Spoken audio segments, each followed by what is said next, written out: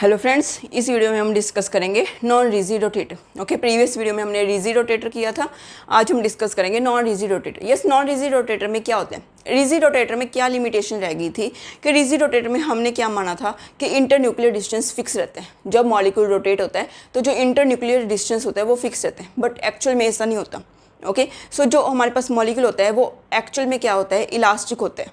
Okay, कुछ ना कुछ उसमें पार्ट क्या होता है, इलास्टिक होता है। सो अब देखो, जैसे हमारा मॉलिक्यूल रोटेट करेगा, ओके, जैसे जैसे हम जे की वैल्यू इंक्रीज़ करते हैं, जे की वैल्यू इंक्रीज़ करते हैं, जैसे जैसे हम रोटेशनल एनर्जी लेवल्स बनाते हैं, जे की वैल्यू इंक्रीज़ होती है। जे की वैल्यू इंक्रीज़ होने का मीनिंग क्या है, जो मॉलिक्यूल हमारा उतने ही फास्ट रोटेट कर रहा है। अगर वो उतनी ही फास्ट रोटेट कर रहा है सो मीन्स जो दोनों एटम्स के बीच में सेंट्रीफ्यूगल फोर्स है, ओके, सेंट्रीफ्यूगल फोर्स वो भी इंक्रीज़ हो रही है। ओके, जो सेंट्रीफ्यूगल फोर्स है वो इंक्रीज़ हो रही है, वो इंक्रीज़ हो रही है मीन्स जो हमारे पास दोनों एटम्स हैं वो एक दूसरे से अपार्ट मूव कर रहे हैं। ओके, एक दूसरे से मीन्स दूर दूर मूव कर रहे हैं। ओके, एक दूसरे से दूर दूर मूव कर रहे हैं। सो अब देखो, अगर वो दूर दूर मूव कर रहे हैं मीन्स उनके बीच में जो हमारे पास रोटेशनल कॉन्स्टेंट है, बी की वैल्यू है, वो क्या हो जाएगी, कम हो जाएगी। ओके, सो रोटेशनल कांस्टेंट की वैल्यू क्या हो रही है, हमारे पास कम हो रही है। बट हम क्या देख रहे थे, जो हमारे पास स्पेक्ट्रल लाइंस आ रही थी, जो हमारे पास स्पेक्ट्रल लाइंस आ रही थी, स्पेक्ट्रल लाइंस में क्या था, वो कांस्टेंट रह रही थी, टू बी। ओके, हमने देखा ही था जो रोटेशनल एनर्जी के बीच में ये गैप था। ओके, स्पेक्ट्रल लाइंस के बीच में ये गैप था, टू बी का कांस्टेंट था। बट एक्चुअल में ये देखा गया कि ये टू बी का गैप कांस्टेंट नहीं है। ओके, जैसे जैसे हम जे की वैल्यू इंक्रीज कर रहे हैं, ओके, जैसे जैसे हम मीन्स 0 to 1 वाली ट्रांजिशन, 1 to 2, 2 to 3, 3 to 4 ये ट्रांजिशन देख रहे हैं, तो जो हमारे पास स्पेक्ट्रल लाइंस के बीच का गैप है वो भी डिक्रीज हो रहा है। ओके, सो इसको देखने के लिए हम आए नॉन रिजिड रोटेटर पे। अब देखो, जो हमारे पास बी इफेक्टिव है, अब जो हमारे पास रोटेशनल कॉन्स्टेंट है वो कम हो गया, रोटेशनल कॉन्स्टेंट कम हो गया मीन्स बी इफेक्टिव। अब जो नया बी है हमारा रोटेशनल कॉन्स्टेंट वो किसके इक्वल है, B minus D J plus 1। Okay, B minus D J plus 1, ये है हमारे पास नया बी इफेक्टिव। ओके, सो इसके कॉरेस्पॉन्डिंग जो हमारे पास ई जे आएगी, ओके, ई जे आएगी। पहले ई जे क्या थी हमारे पास, बी जे प्लस 1। ओके, अब क्या हो जाएगी उससे कम, बी जे प्लस 1 से कम हो जाएगी, कितनी रह जाएगी, D J square J plus 1 का होल स्क्वेयर। ओके, तो डी होता है हमारे पास, डी क्या है, okay, D is equal to 4b cube divided by nu bar का स्क्वेयर। ओके, डी किसके इक्वल है, 4b cube upon new bar का स्क्वेयर। अब देखो, जो डी है उसको आप डिस्टॉर्शन कोएफिशिएंट भी बोल सकते हो। ओके, ये किसके इक्वल है, 4b cube upon new bar का स्क्वेयर। बी देखो, जो हम बी लेते हैं वो बी हम लेते हैं 10।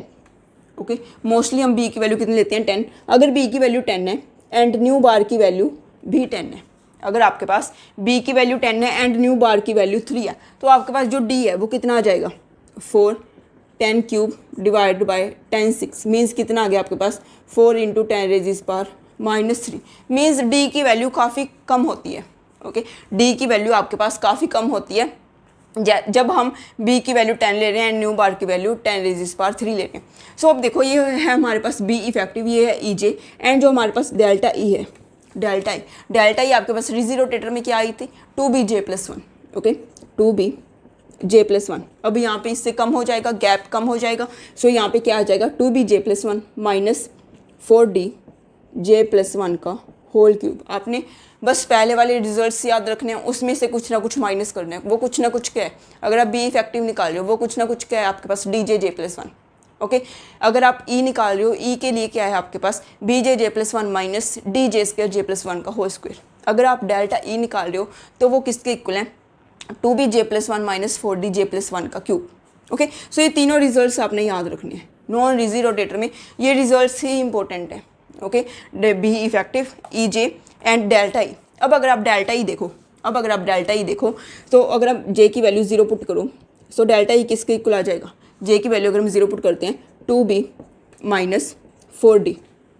ओके, सो अगर आप पुट करते हो जे की वैल्यू 1 तो डेल्टा ई किसके इक्वल आ जाएगा, 4b माइनस 32d। ओके, सो देखो यहाँ से क्या आ जाएगा, जे की वैल्यू 1 पुट करोगे 2 का क्यूब 8 इंटू 4 32। अब अगर आप जे की वैल्यू 2 पुट करोगे तो डेल्टा ई कितना आ जाएगा, ये क्या था हमारे पास, जे 0 से 1 वाली ट्रांजिशन, जे 1 से 2 वाली ट्रांजिशन, ये 2 से 3 वाली ट्रांजिशन। ओके, सो अब डेल्टा ई कितना आ जाएगा हमारे पास, 6b माइनस आपने कितना पुट किया है, 2 पुट किया है। ओके, 2 + 1 3 का cube 27। Okay, 27 into 4 108D। Okay, so ये आपके पास आ गया delta E is equal to 6B minus 108। अब आप देखो कि जैसे जैसे हम ऊपर जा रहे हैं जो आपके पास इनर्जी गैप है वो क्या हो रहा है, कम हो रहा है। ओके, एनर्जी गैप कम हो रहा है। एनर्जी गैप क्यों कम हो रहा है, क्योंकि हमारे पास B ही कम हो रहा है। अगर B कम होगा ऑब्वियसली एनर्जी गैप तो कम हो गई। ओके, सो ये होते हैं हमारे पास रिजल्ट्स। अब देखो, अब हम निकालते हैं रोटेशनल फ्रीक्वेंसी। ओके, सो रोटेशनल फ्रीक्वेंसी या फिर आपको ना टाइम निकालने का फॉर्मूला आ जाता है, वो हम देखते हैं कि कैसे होता है। जैसे आपके पास जो रोटेशनल काइनेटिक एनर्जी है, रोटेशनल काइनेटिक एनर्जी किसके इक्वल होती है, half I omega square. Okay, omega क्या होता है हमारे पास, ओमेगा क्या होता है, रोटेशनल वेलोसिटी। ओके, सो अगर आप लिखो ओमेगा को क्या लिखोगे, 2 पाई divided by T. Okay, 2 pi divided by T means 2 pi nu.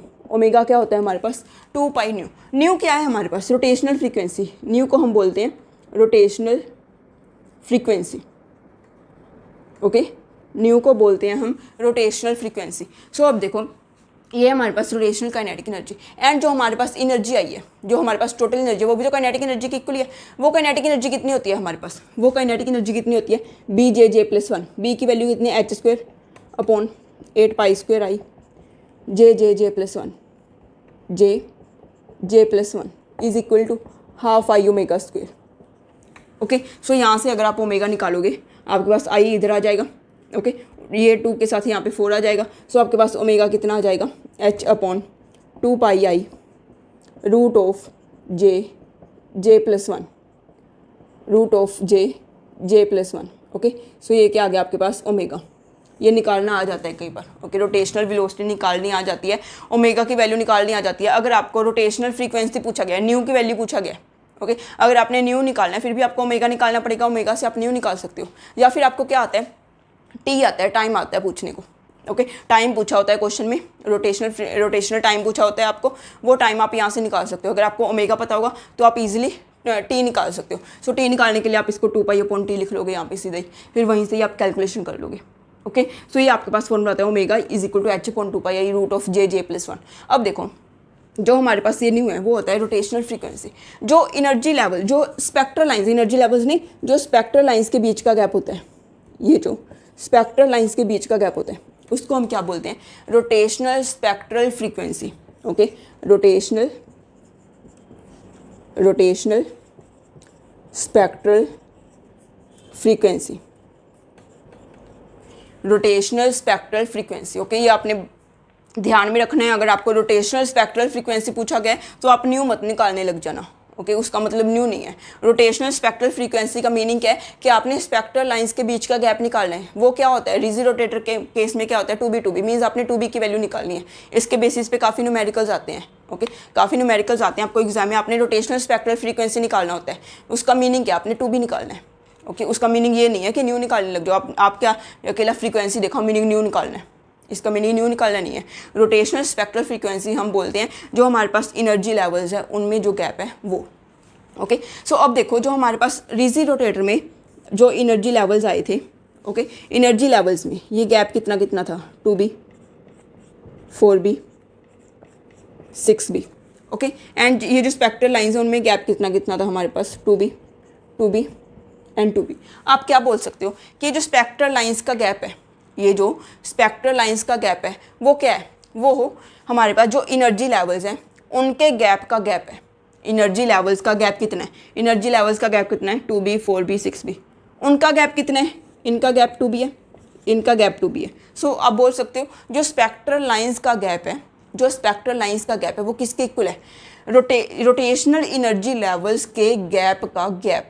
Okay, rotational energy levels का गैप तो ये हो गया, इनका गैप ये हो गया, यही तो हमारे पास क्या है, स्पेक्ट्रल लाइंस का गैप।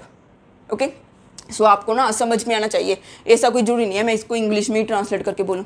ओके, बिल्कुल देशी भाषा में लिखो, जैसे आपको समझ आ रहा है वैसे लिख लो, पंजाबी में लिखो, हिंदी में लिखो, जिस भी लैंग्वेज में समझ आता है उस लैंग्वेज में लिख लो।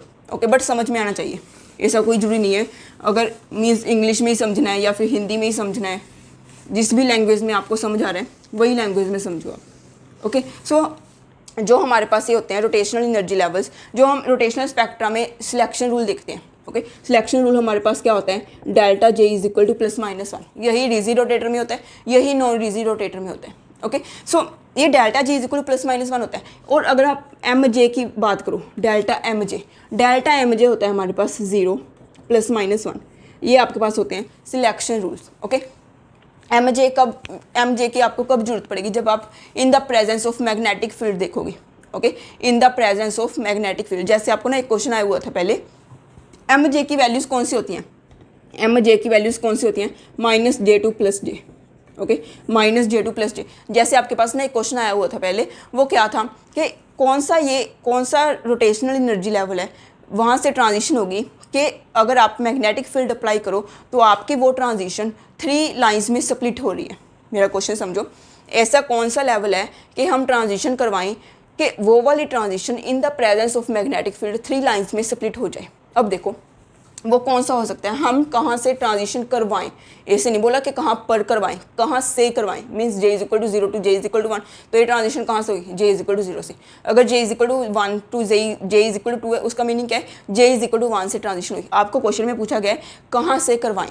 ओके, सो अब देखो, अगर आप J = 0 से J = 1 वाली ट्रांजिशन करवा रहे हो, सो यहाँ पे आपके पास एम जे की वैल्यूज़ कितनी है, 3 है, +1 0 एंड -1।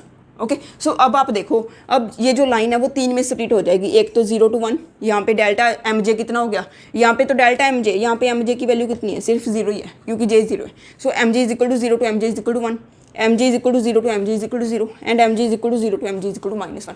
3 लाइन्स में स्प्लिट हो जाएगा in the presence of magnetic field. So आपने बताना था कि कौन सा रोटेशनल हमारे पास क्या है लेवल है जहाँ से ट्रांजिशन हो रही है, कौन सा लेवल है वो, J = 0 से J = 1 में ट्रांजिशन हो रही है। सो मीन्स हमारा आंसर क्या है, आंसर क्या है, 0। ट्रांजिशन कहाँ से हो रही है, 0 से हो रही है। ओके, सो ये था, काफ़ी इंपॉर्टेंट कंसेप्ट था ये, अक्सर मीन्स हम कंफ्यूज हो जाते हैं एग्जाम में जाके। सो अब हम कर रहे हैं, मीन्स हमने रिजी रोटेटर के भी या नॉन रिजी रोटेटर के भी, दोनों के क्या करने हैं, previous year questions. Okay, yes friend, ये देखो क्वेश्चंस हमारे पास। फर्स्ट क्वेश्चन है, J = 0 से J = 1 वाली जो ट्रांजिशनल एनर्जी है वो आपको 3.9 पर सेंटीमीटर दी हुई है। ओके, सो लाइट की हुई है, थोड़ा सा एडजस्ट कर लेना, थोड़ी सी आवाज़ आ रही होगी ट्यूब की। J = 0 से J = 1 ट्रांजिशन एनर्जी आपको 3.9 पर सेंटीमीटर दी हुई है। आपने J = 3 से J = 4 की एनर्जी निकालनी है। अब देखो, J = 0 से J = 1 का मीनिंग क्या है, आपको 2B की वैल्यू दी हुई है। 2B किसके इक्वल दिया हुआ है, 2B = 3.9 पर सेंटीमीटर। आपने निकालना क्या है, J = 3 से 4, आपके पास एनर्जी गैप क्या होता है, 2B J + 1, J क्या पुट करेंगे 3, 3 + 1 4 मीन्स 8B है। ओके, इनका गैप कितना है, 8B। 2B की वैल्यू दी हुई है, आपने 8B की वैल्यू फाइंड आउट करनी है। 8B means 4 × 2B। ओके, हम क्या करते हैं, मीन्स कई बच्चे क्या करते हैं कि B की वैल्यू यहाँ से निकालेंगे, फिर वो यहाँ पे पुट करेंगे। आप सीधा ही पुट कर दो, 2B की वैल्यू दी हुई है, सो 4 से मल्टीप्लाई कर दो आप 3.9 को, ये आपके पास क्या आ जाएगा आंसर। सो देखो, नेट में आया हुआ क्वेश्चन है, बहुत ही आसान क्वेश्चन आते हैं नेट में।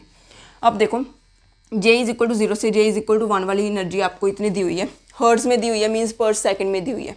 ओके, आपने J = 3 से J = 4 निकालना है, बट यूनिट्स का ध्यान रखना, यूनिट्स क्या होनी चाहिए, पर सेंटीमीटर, यूनिट्स क्या होनी चाहिए, पर सेंटीमीटर। सो ये आपके पास एनर्जी किस में आएगी, अगर आप ऐसे ही निकालोगे, ये आपको 2B दिया हुआ है, आप 4 से मल्टीप्लाई करके 8B आ जाएगा, वो पर सेकंड में आएगा। अब पर सेकंड को पर सेंटीमीटर में कन्वर्ट करना है, क्या करोगे, मल्टीप्लाई बाय C।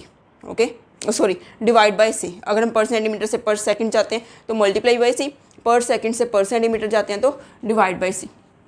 नेक्स्ट देखो, आपको ये मास दिया हुआ है, बॉन्ड लेंथ दी हुई है, फ्रीक्वेंसी ऑफ रेडिएशन इन पर सेंटीमीटर। आपने फ्रीक्वेंसी ऑफ रेडिएशन इन पर सेंटीमीटर, इसका मीनिंग ही क्या होता है कि वो आपकी जो ट्रांजिशन है वो कितनी फ्रीक्वेंसी पे हो रही है, मीन्स वो एनर्जी गैप किस में पता करना है, बस पर सेंटीमीटर में पता करना है।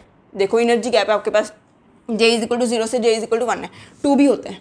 ओके, आपने 2B की वैल्यू पता करनी है, बट वो किस में पता करनी है, पर सेंटीमीटर में पता करनी है। आपके पास जो B की वैल्यू होती है ना, ये h² / 8π²I, ये किस में होती है, ये जूल्स में होती है। h² / 8π²I किस में होती है, जूल्स में। अगर आप HC से डिवाइड कर दोगे तो आपके पास आ जाएगा h/8π²IC पर सेंटीमीटर। ओके, आपने HC से डिवाइड कर दिया, इसको HC से डिवाइड करोगे, ये आ जाएगा h/8π²IC, ये क्या है, पर सेंटीमीटर में। ओके, अगर आपको पर सेकंड में चाहिए तो आप क्या करोगे, H से डिवाइड कर दोगे, पर सेकंड में करने के लिए वो क्या आ जाएगा, h/8π²I, ये क्या आ जाएगा, पर सेकंड। ओके, सो ये आपने ना B की ना तीनों वैल्यूज़ याद रखनी है, B के ये तीनों फॉर्मूला याद रखने हैं आपको, जिसमें भी वैल्यू पूछा जाए बस वो फॉर्मूले में पुट कर दो। यहाँ पे पर सेंटीमीटर पूछा है, सो आप क्या यूज़ कर लोगे, h/8 पाई इसके राइस, वो सीधा पर सेंटीमीटर में ही आ जाएगा। अगर आप पहले ऐसे निकालना चाहते हो तो पहले वो जूल्स में आएगी, फिर उसको आपको क्या करना पड़ेगा, अच्छे से डिवाइड करना पड़ेगा। ओके, सो कुछ भी नहीं है इसमें, आपको बॉन्ड लेंथ 100 पिकोमीटर दी हुई है। 100 पिकोमीटर को आप पिकोमीटर में चेंज करोगे, मीन्स 10⁻12 होता है पिकोमीटर, 100 है, 100 पिकोमीटर 10⁻10 हो जाएगा। एंड जो आप सी की वैल्यू यूज़ करोगे ना, यहाँ पे आपके पास क्या है, सी आएगा। सी की वैल्यू क्या होती है, आपने सेंटीमीटर में लेनी होती है, ये मैंने यूनिट कन्वर्जन के टाइम बताया था। ये जो सी की वैल्यू होती है वो हम सेंटीमीटर में लेते हैं, ओके, सेंटीमीटर पर सेकेंड में। सो क्या लोगे आप, 3 × 10⁻8, ओके, 3 × 10⁻10 मत लेना, वो मीटर पर सेकंड में होती है, 3 × 10⁻8 लेना।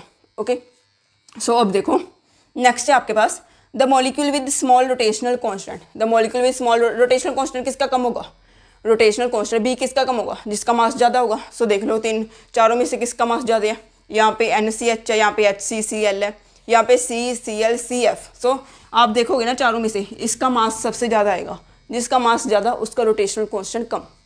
नेक्स्ट देखो, in the rotational spectra of 12CO16 absorption line is observed at 3.84 per centimetre. The angular velocity in radiation per second for J is equal to 1। आपने क्या निकालना है, ओमेगा की वैल्यू निकालनी है, एंगुलर वेलोसिटी निकालनी है। सो एंगुलर वेलोसिटी किसके इक्वल होता है, h/2πi √JJ+1। ओके, J की वैल्यू आपको 1 दी हुई है, h/2πi, आई आप कहाँ से निकाल लोगे, ये आपको क्या दिया हुआ है, ये आपको क्या दिया हुआ है 3.84, मीन्स आपको 2b की वैल्यू दी हुई है। 3.84 क्या है, 2b की वैल्यू है। ओके, सो 2b को 3.84 के इक्वल रख के आप वहाँ से i की वैल्यू निकाल लेना, एंड i की वैल्यू आप एंगुलर वेलोसिटी में पुट कर दोगे, वो आपके पास क्या आ जाएगी, एंगुलर वेलोसिटी। ओके, ये सभी ना जो कैलकुलेशन वाले हैं ये गेट में आए हुए हैं, जैसे ये वाला क्वेश्चन है ये सीधा ही है, ये नेट में आया हुआ है, नेट में कैलकुलेशन वाले क्वेश्चन से नहीं आते। नेक्स्ट देखो, from the rotational spectra we may obtain information as. Rotational spectra से हमें क्या कुछ पता चल जाता है, रोटेशनल स्पेक्ट्रा से हमें बॉन्ड लेंथ पता चल जाती है। ओके, बॉन्ड लेंथ पता चल जाती है, और क्या पता चल जाता है हमें, डाइपोल मूवमेंट पता चल जाती है। ओके, रोटेशनल स्पेक्ट्रा से कि वो उस मॉलिक्यूल में डाइपोल मूवमेंट एग्जिस्ट करती है कि नहीं करती, क्योंकि वही मॉलिक्यूल्स रोटेशनली एक्टिव होते हैं जिनमें परमानेंट डाइपोल मूवमेंट होती है। नेक्स्ट आपके पास है out of H2, NO, N2O and CH4 rotationally active molecules are. इन चारों में से कौन से रोटेशनल एक्टिव हैं, कौन कौन से हैं, जैसे H2 है, नहीं है क्योंकि इसमें तो हमारे पास वो ही नहीं है। ओके, हमारे पास क्या है, डाइपोल मूवमेंट नहीं है इसमें। NO है, N2O है, इसमें CH4 तो स्फेरिकल सिमेट्रिकल है, हमें पता है ये CH4 टेट्राहेड्रल है, ये मैंने आपको बता ही दिया था। सारे के सारे स्फेरिकल टॉप मॉलिक्यूल्स क्या होते हैं, रोटेशनल इनएक्टिव। ओके, सो ये हमारे पास क्वेश्चंस आए हुए हैं, इनके अलावा काफ़ी क्वेश्चंस और भी आए हुए हैं, बट सारे मिलते जुलते हैं। ओके, फॉर्मूलाज में वैल्यूज़ ही पुट करनी है। सो मैं मीन्स सारे नहीं करवा रही यहाँ पे, आप प्रीवियस ईयर पेपर्स उठाओ। ओके, उनमें से मैंने आपको एक वीडियो में पहले अटैच करके दिए भी हुए हैं सारे previous year questions papers. Okay, वो है आपके पास केमिकल काइनेटिक्स पार्ट 1 में। ओके, केमिकल काइनेटिक्स पार्ट 1 वाली वीडियो में आपको सारे क्वेश्चन पेपर्स दिए हुए हैं। ओके, सो अगर आप वहाँ देखना चाहते हो तो आप वहाँ जाके देख लो। अगर आपको ये वीडियो पसंद आया तो प्लीज़ लाइक कीजिए एंड मैक्सिमम शेयर कीजिए। Thank you.